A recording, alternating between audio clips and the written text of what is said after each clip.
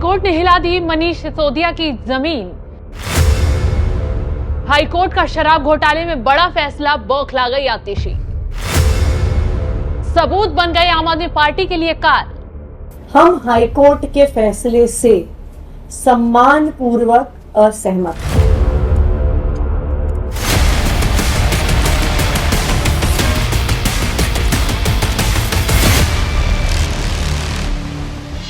नमस्कार, आप देख रहे हैं NMF न्यूज। मैं आपके साथ शब्द। एक कहावत है, मीठा मीठा गप गप, कड़वा कड़वा थू थू। ये हाल इस वक्त आम आदमी पार्टी के नेताओं का हो गया है।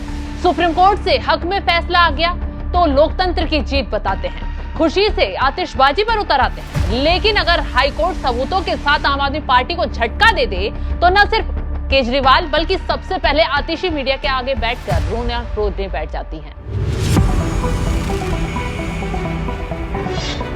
दरअसल इस बार आप नेताओं को हाईकोर्ट से उस वक्त तगड़ा झटका लग गया जब मनीष सिसोदिया की जमानत याचिका को न सिर्फ खारिज कर दिया गया बल्कि इतनी सख्त टिप्पणी कर दी गई कि मुख्यमंत्री अरविंद केजरीवाल के भी होश उड़ गए।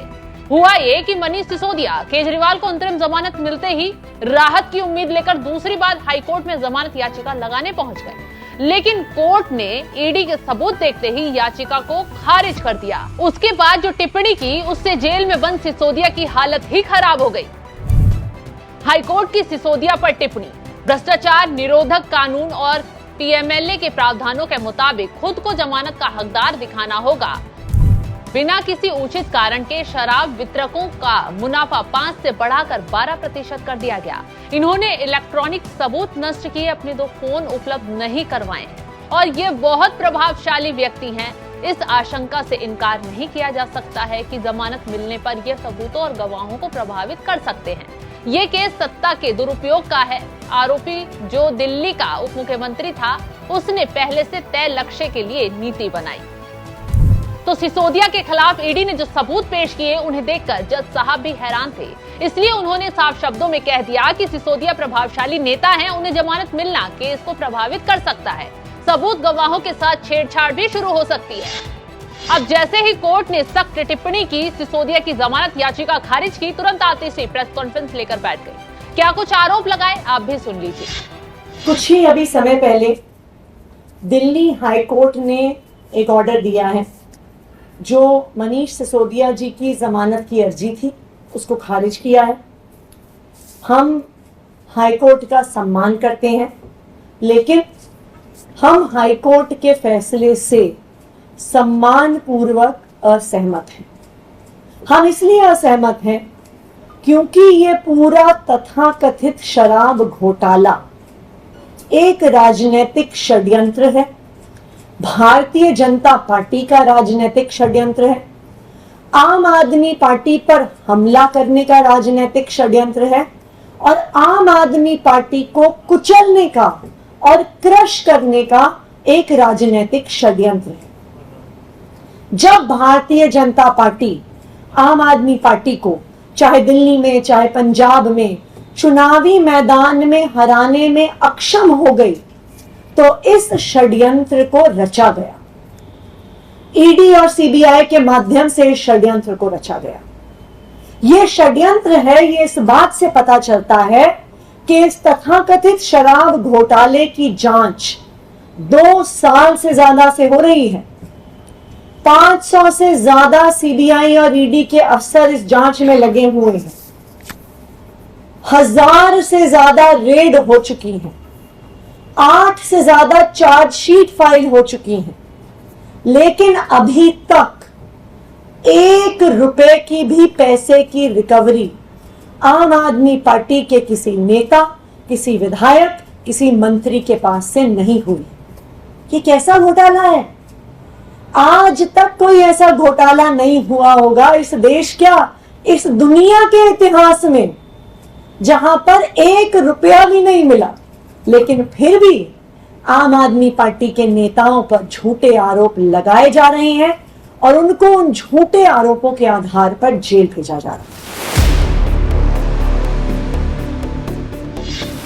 शराब घोटाले में ईडी के पास पुख्ता सबूत हैं, लेकिन आम आदमी पार्टी बावजूद उसके भी कहती है कि शराब घोटाला झूठा है, जबकि शराब घोटाले में गवाही देने वाले लोग कोई और नहीं बल्कि आम आदमी पार्टी के ही नेता हैं।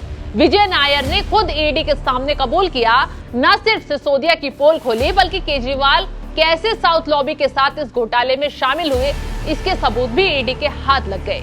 बावजूद उसके भी आम आदमी पार्टी के नेता माहौल बना रहे हैं, कोर्ट का फैसला खिलाफ पर आने पर बौखला रहे हैं। खैर, अब बौखलाने चिल्लाने से कोई फर्क पड़ने वाला नहीं है, क्योंकि कोर्ट सबूतों के आधार पर चलता है। अभी तो सिर्फ सिसोदिया को झटका लगा है, आने वाले वक्त में केजरीवाल भी बुरे फंसने वाले हैं, क्योंकि ईडी ने शराब घोटाले में केजरीवाल के खिलाफ भी चार्जशीट दाखिल कर दी है और इस चार्जशीट में केजरीवाल, आम आदमी पार्टी दोनों को आरोपी बनाया है। चार्जशीट में केजरीवाल, आम आदमी पार्टी पर क्या आरोप? आपके राष्ट्रीय संयोजक अरविंद केजरीवाल शराब घोटाले के मास्टरमाइंड और मुख्य साजिशकर्ता थे। शराब घोटाले में तथाकथित साउथ ग्रुप द्वारा उनकी पार्टी को रिश्वत के रूप में 100 करोड़ का भुगतान किया गया था। 2021-22 की शराब नीति में किए गए बदलावों से आम आदमी पार्टी को फायदा हुआ।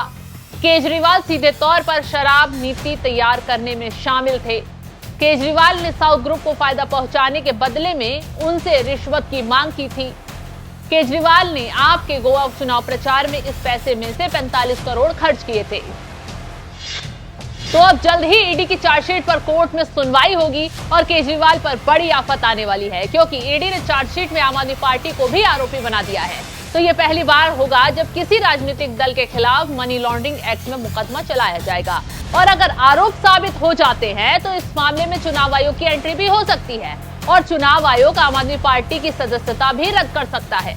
यानी कि हालात बता रहे हैं कि आम आदमी पार्टी आने वाले दिनों में खत्म हो सकती है। कुल मिलाकर लोकसभा चुनाव के बीच केजरीवाल को बुरी खबर सुनने को मिल सकती है। तो इस खबर पर आपकी राय क्या है, हमें कमेंट कर जरूर बताएं। दिल्ली हाईकोर्ट ने अभी मनीष सिसोदिया की जमानत रद्द कर दी है और हाईकोर्ट ने जो बोला है वो बहुत गंभीर है। हाईकोर्ट ने ये कहा है कि मनीष सिसोदिया ने जनता के साथ धोखा किया है, सत्ता का दुरुपयोग किया है और प्राइमा फेसी ऐसे सबूत सामने नजर आ रहे हैं कि मनीष सिसोदिया ने मनी लॉन्ड्रिंग भी की है। ये बहुत गंभीर टिप्पणियां और मुझे लगता है कि अरविंद केजरीवाल जो भी झूठ बोल रहे थे उसका पर्दाफाश आज मनीष सिसोदिया की जमानत रद्द करते हुए हाई कोर्ट ने स्वयं कर दिया है। शराब घोटाला का वो पाप जो केजरीवाल और सिसोदिया ने मिलकर किया है, इसकी जांच से, इसकी सजा से केजरीवाल और सिसोदिया बच नहीं पाएंगे। हम हाईकोर्ट के फैसले से सम्मानपूर्वक असहमत हैं। हम इसलिए असहमत हैं क्योंकि ये पूरा तथाकथित शराब घोटाला एक राजनीतिक षड्यंत्र है, भारतीय जनता पार्टी का राजनीतिक षड्यंत्र है, आम आदमी पार्टी पर हमला करने का राजनीतिक षड्यंत्र है